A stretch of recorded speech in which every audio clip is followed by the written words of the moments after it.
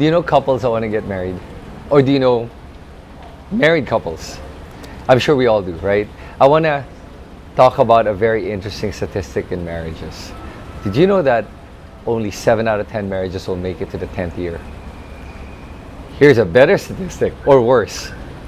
Only 50% of all marriages will make it to the 20th year. And it even gets worse. Only 3 out of 10 marriages will make it to the 25th year. Those results are dismal. And I think the problem is in the marriage contracts.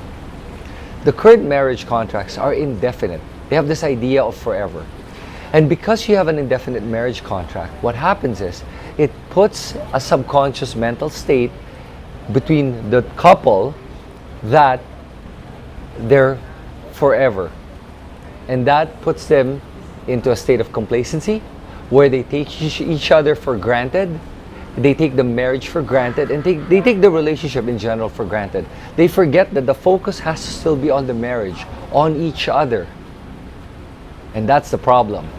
So, given the dismal results of marriages, and by the way, I want to add that of the three out of 10 that make it to the 25th year, how many of those are really happy?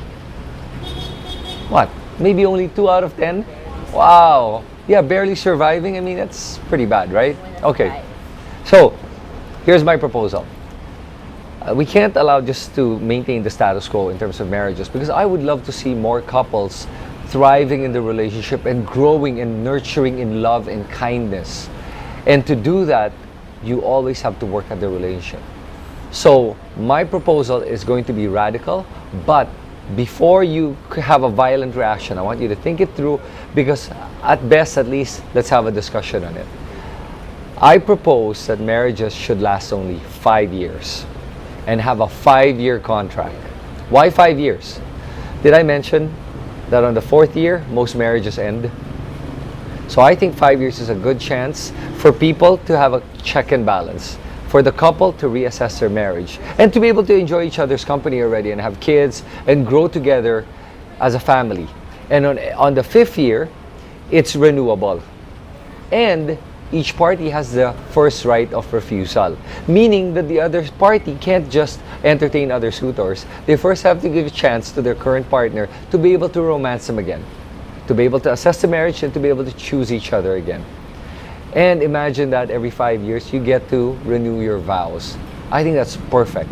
I think a 5-year contract puts the emphasis back on the idea that a couple always makes a choice to choose each other and to choose the relationship and to prioritize the relationship.